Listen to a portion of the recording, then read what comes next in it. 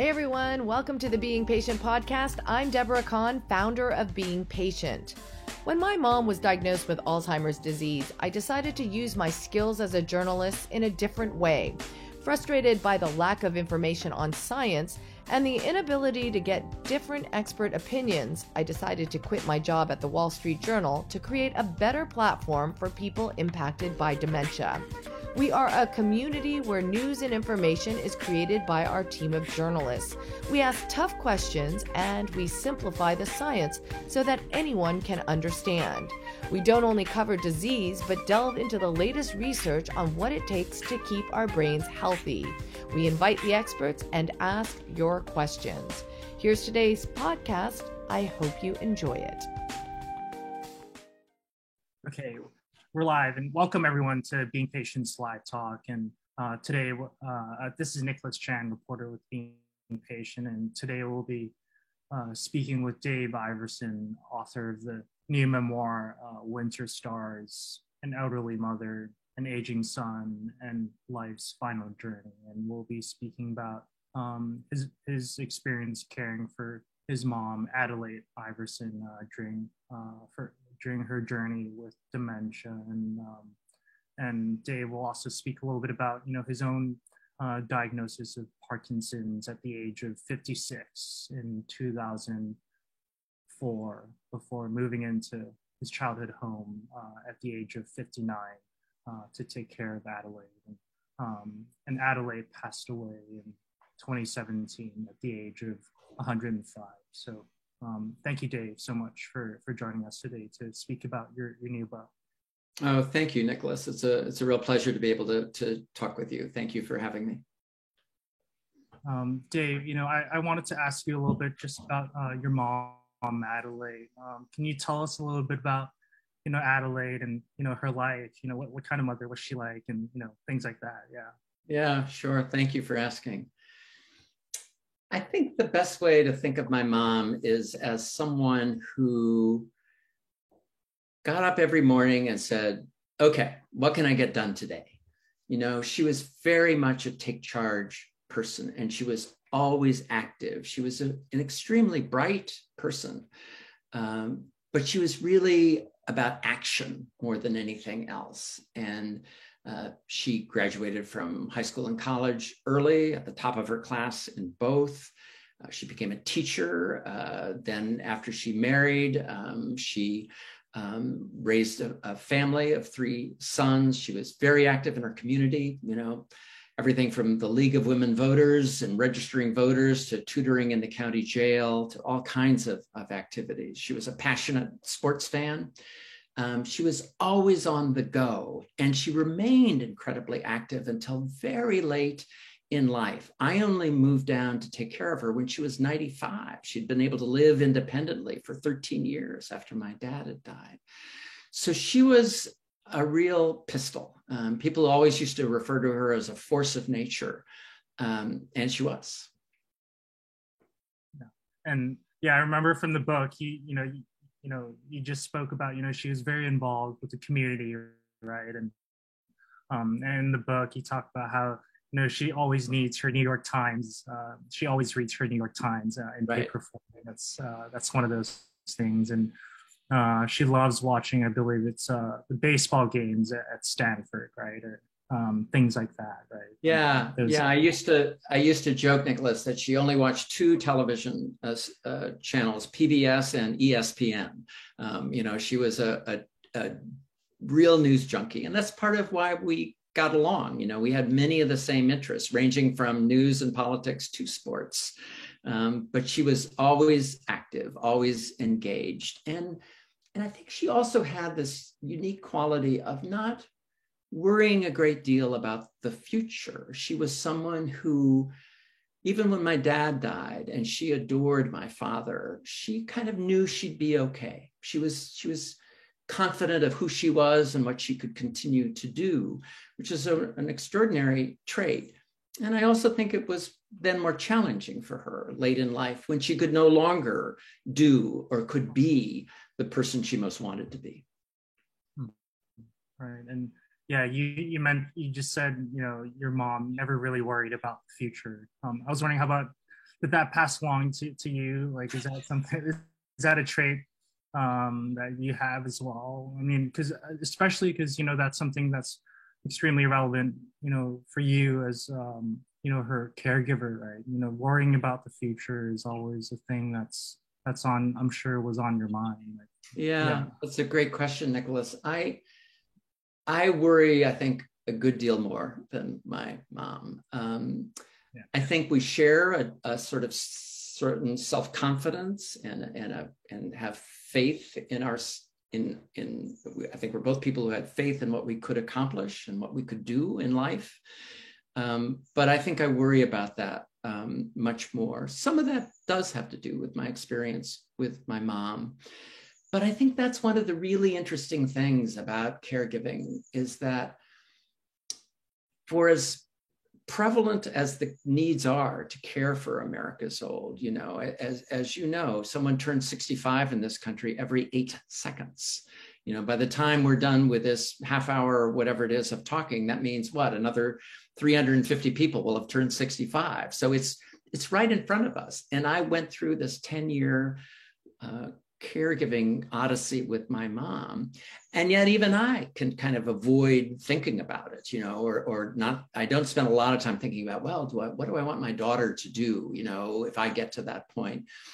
And so part of my motivation for writing the book, in fact, was to try to have more of a conversation about this, that we need to really, all of us, talk more, think more about not only how we care for America's old, but also supporting and honoring those who provide that care. You know, the extraordinary women caregivers who accompanied me, whose work I don't think is valued and honored properly enough. So I think we desperately need a real conversation in this country about caring for the old, and perhaps particularly about caring for those with dementia. Right. And I want to get back to that point just in a little bit, because I know, you know, some of, you know, your mom's, the professional caregivers of your mom, like Aileen and Sinai. Am I pronouncing their names correctly? Yeah, Aileen and Sinai, but yes, yeah, they were, I couldn't have made it without the two of them. I want to get back to that later. But first, you know, before you decided to move in to take care of your mom, you were diagnosed with Parkinson's disease. Tell us a little bit about that in terms of like, what were the early symptoms of your Parkinson's, and you know, how did you feel and react when you were ultimately diagnosed with the disease? Sure. Well, my father was diagnosed in 1971, right after I graduated from college. And, you know, like a lot of people, I didn't even know what the words meant when my mom wrote me a letter and said, your dad's been diagnosed with Parkinson's. I didn't know what that was. I had to look it up. And my dad was among the first who received what is still the gold standard in medication for Parkinson's, carbidopa-levodopa.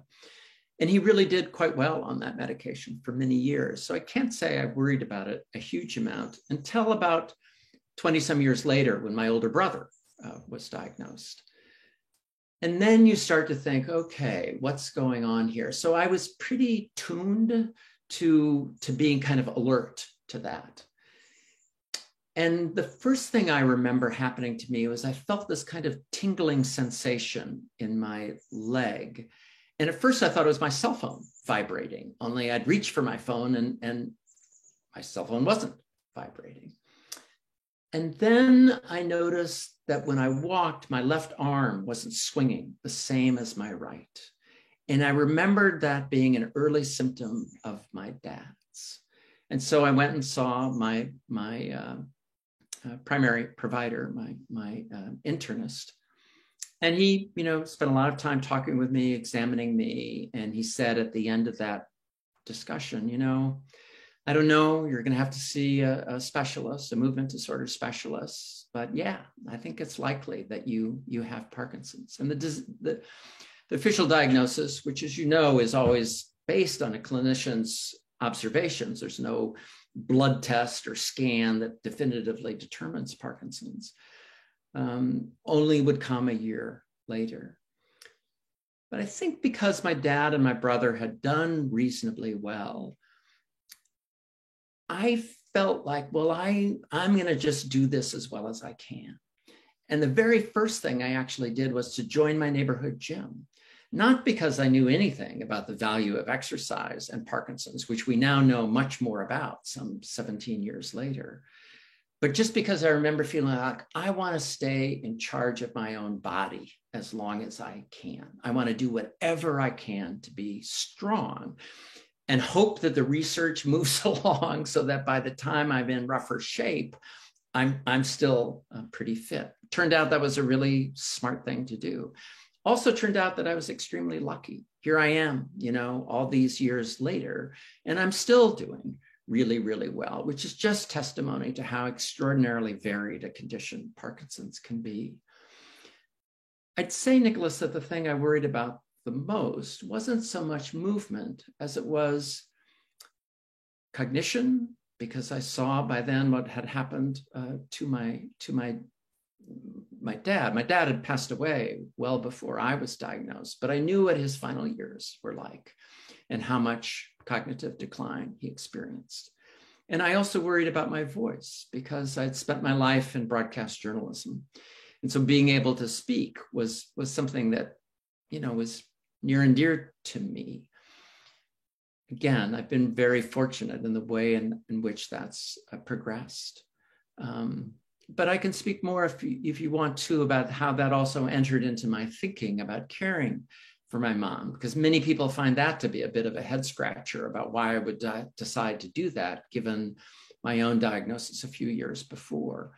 But the reasons for that we can talk about if we have time. Sure, no, go ahead. Yeah. Well, some of it was, I think, what many people with a neurological condition feel, which is you still want to feel like you can do stuff. And my mom was really my first example of what it means to care for someone. She was incredible with my dad, especially during his last years with Parkinson's. She really showed me not just what caregiving, but really what love means. And so I felt like, well, my mom and I are really close. We get along really well. I'm nearby. My life is full. I'm working full time, but I have flexibility. I can do this, which of course was incredibly naive. But it was really this desire to want to do this because I felt I could, because of what my mom had done. But in some ways, I almost felt, I think, Nicholas, like it was part of our family story, and that by living with my mom, I could learn that much more about my dad and his life experience. And so in an odd way, it became kind of aligned. At that very time was also when I was starting to work on the film I made for the PBS Frontline series called My Father, My Brother, and Me. So it was this kind of curious intermingling of personal experience and in some ways professional discipline and family life that came together.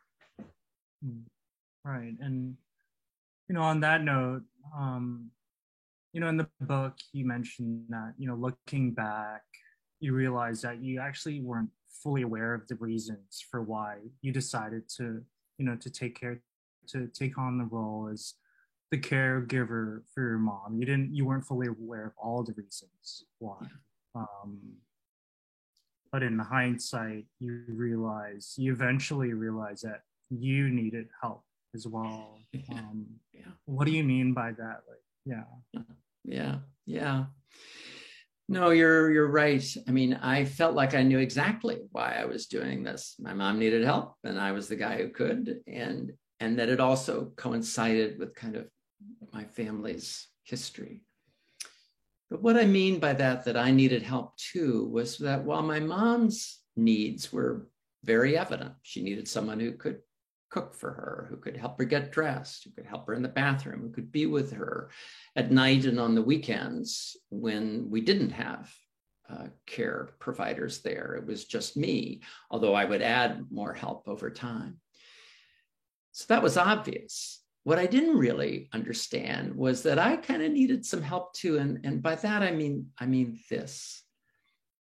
It's just my belief that I think sometimes we're drawn to doing exactly what we want to do and need to do for reasons we don't fully even understand. I just felt like this is what I want to do. It wasn't even, it's one of those moments where you feel like, I know what I've got to do. And you can't necessarily even articulate why, but I know I've got to do this.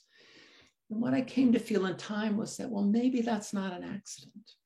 Maybe I wound up in this position precisely because I needed some assistance. And by that, I mean that caregiving reveals your shortcomings like nobody's business. I think I write in the book that it's like a heat-seeking missile. It seeks out and pierces your vulnerabilities. And mine were uniquely aligned, well, maybe not uniquely, but they were aligned with what a lot of caregiving demands. I like being in control. I like being in charge. Well, if you're a caregiver, you are so not in charge. You are not in control. It's not about that. I'm someone who likes being right. I like, being on top of things, explaining my point of view, and convincing other people of my point of view, and, being acknowledged that my point of view is right.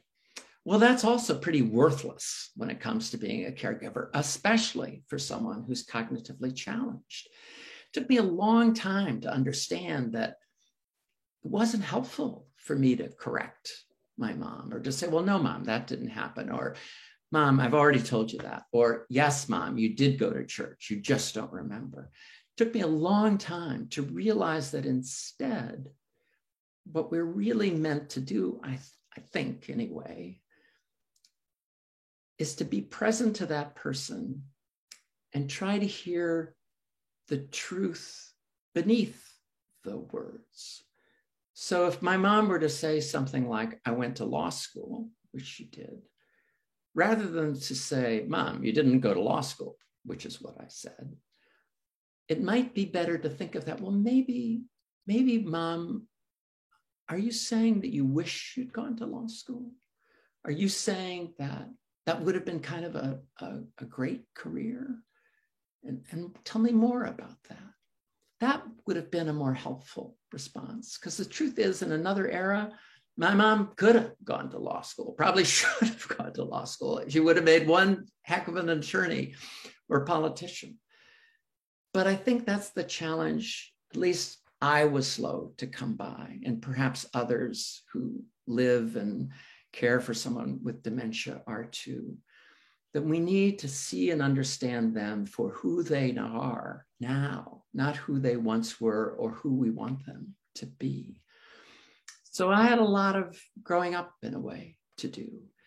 And I think it did help me to marginally get a little bit better at some of those things.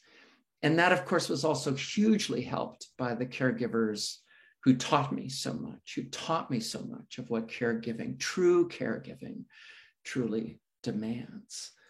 So yeah, in the end, I think I was there without getting all squishy and romantic about it or religious about it even. I think I was there for a reason, and I'm grateful for that experience. Right. And one of the points you made is that, your mom was starting to, experience or live in a different reality, right? That, she had her own set of facts, and that she was living really in, like, she was experiencing world and reality in a different way than you or others would be experiencing, right? And you wish that you had, recognized that earlier, right? That's one of those things. Exactly. I think that, the old expression is everyone's entitled to their own set of opinions, but not their own set of facts. And I think for people, at least with dementia, that's just not true. They actually are their own set of facts, and they are living those life experiences. And we kind of, I think, I don't know, I mean, I'm not obviously a neuroscientist, but I think we need to hear and understand that, so that if my mom said, as she did to me one day, I was left in the bathroom for hours and hours today by our caregiver. Well, I knew that that wasn't right. But what it took me a long time to understand, because I knew what had happened after I talked to the caregiver, is that my mom, our caregiver, had helped her into the bathroom. And then my mom had dozed off. And when our caregiver came back a few minutes later, my mom was asleep, sitting there. And she just let her doze for a while before waking her up. So was she left alone in the bathroom for hours and hours? No. But from her point of view, it probably felt exactly like that. Suddenly she was alert and she felt like, what happened? I must have been left alone here. We have to work a little harder at that, and to be present to that, and to respect that rather than correct those statements. Because correcting is so often, that's like our natural reaction, right? It's just natural for us to, right the wrong, right? But, when you're taking care of someone that you love who's living with dementia, it's a little different, right? Yeah, exactly. It can be so much more fruitful, I think, and affirming. I believe that caregiving in some ways is about affirmation. It's affirming that you are still someone and I'm going to be here for you. And I think that is incredibly important. And I'm so grateful that I began to understand that better over time, and hopefully did better over time at the way in which I heard that and responded to where my mom was. And Dave, I want to go back to the point that we mentioned in the beginning of this interview is, really it's, the people around you who were really central to the caregiving effort and the caregiving team.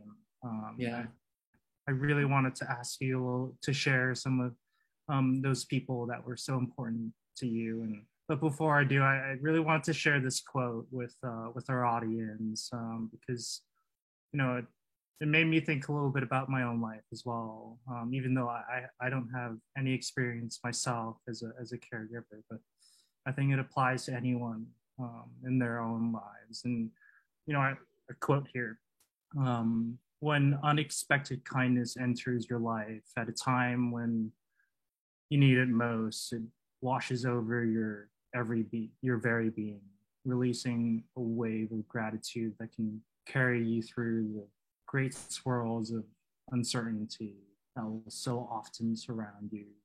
You begin to realize that you're not entirely alone, not when someone offers the simple but extraordinary act of just being there when it's needed most, unquote. So yeah, Dave, can you reflect a little bit on that, on that quote, and tell us about, those people who offered that, those unexpected kindness during your caregiving journey? Yeah. Thank you for reading that, Nicholas.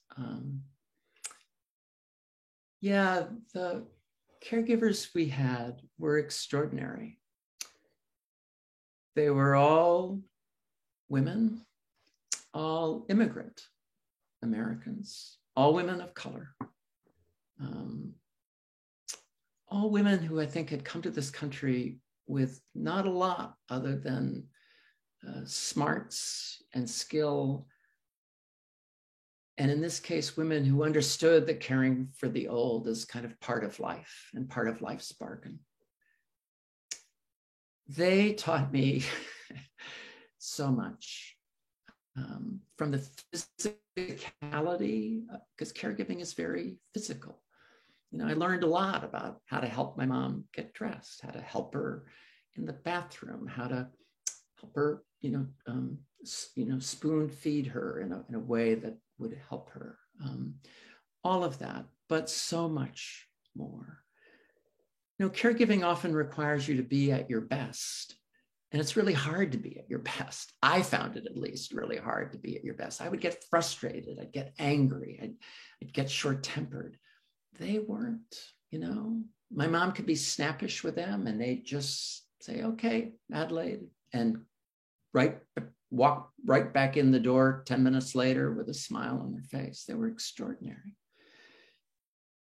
And they also had this deep compassion and respect for others. I remember asking Sanai, one of our longtime caregivers, once how she did this. How did she approach it? And she said, well, I just talked to everyone the way I would talk to someone I love, the way I would talk to my mom. They had such gentleness, and they also had such skill.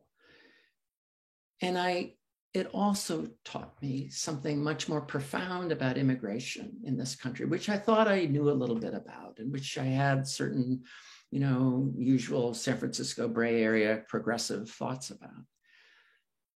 But I didn't really understand what it means to have English be your second or third language. I didn't really understand how sometimes life is different if your skin is brown, or your last name is Taufa or Morales or Latu. You know, that they were contending with a lot. And one of the things that I came away from this experience feeling so strongly about Nicholas is how much more we need to do in this country to honor those people, because we do not honor them enough. You know, according to the Brookings Institution in 2019, the average pay for home healthcare workers in this country was $12 an hour. Now, it's more than that in the Bay Area, more than that in most places now.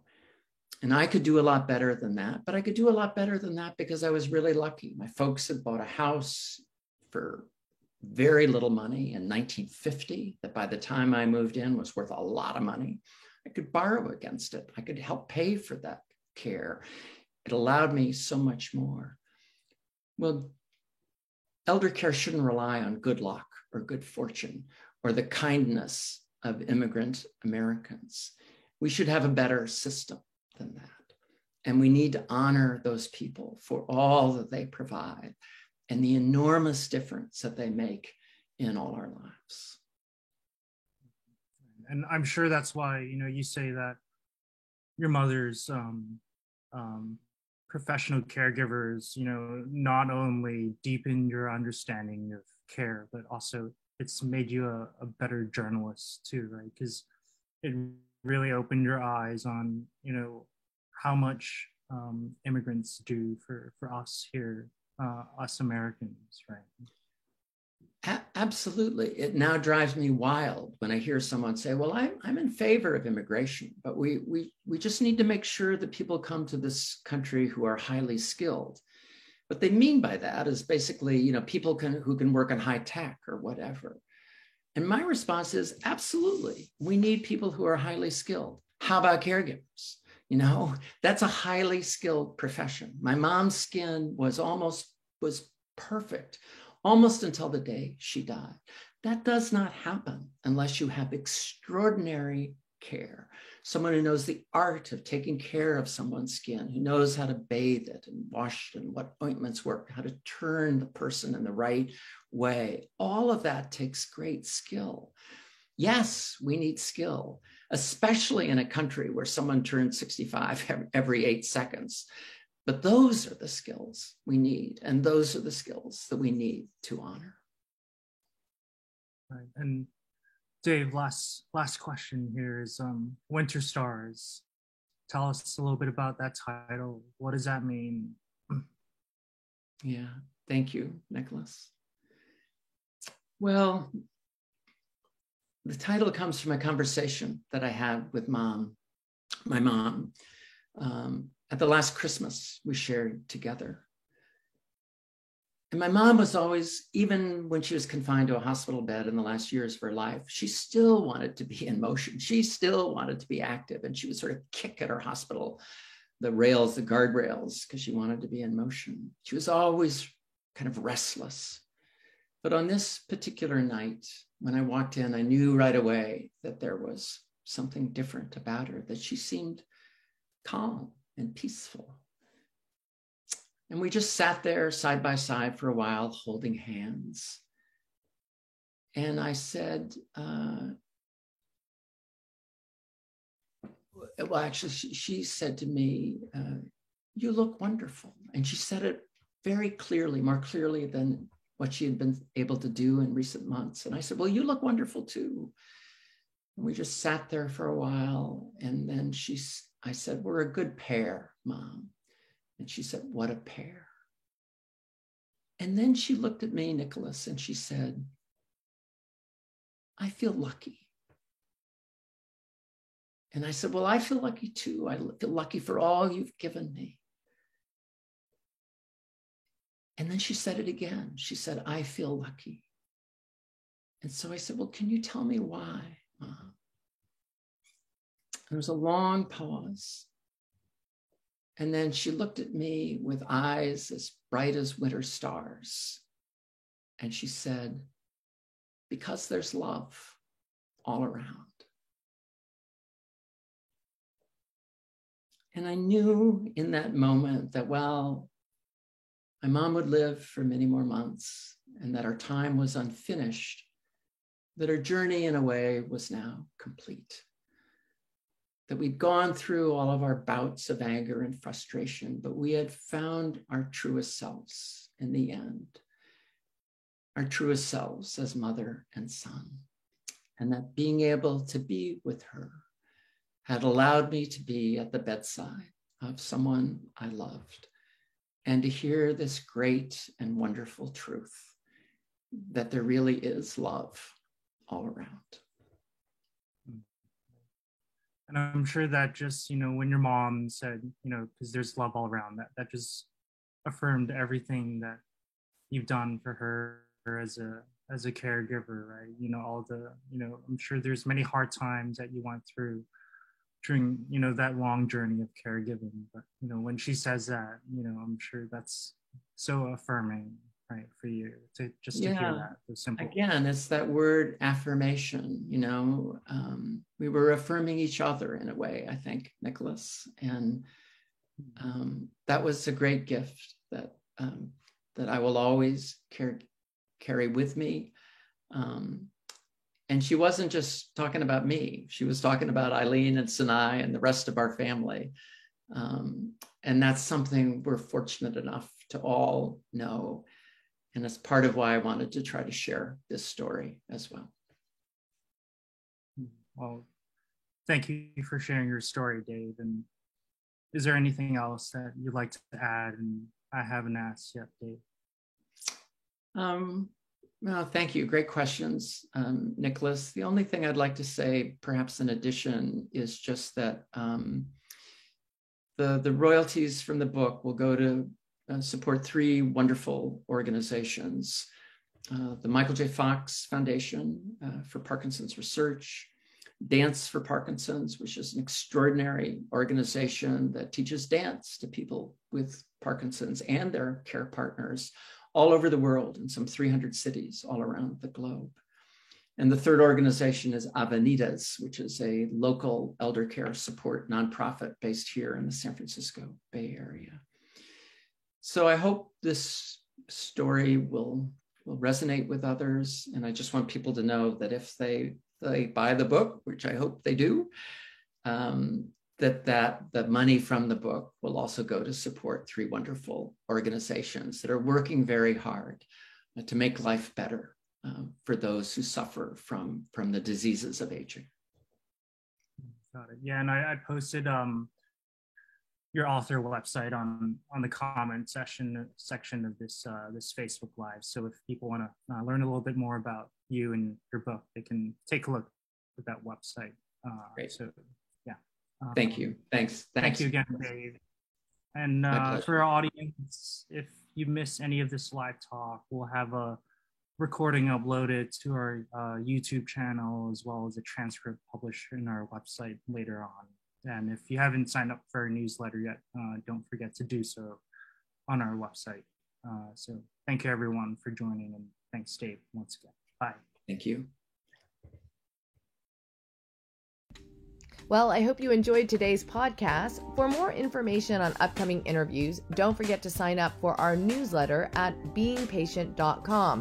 That's beingpatient.com. And send us any feedback you may have, whether it's someone you want us to interview or any comment about our podcast series. You can do so by emailing info@beingpatient.com. Thanks for listening, everyone. I'm Deborah Kahn.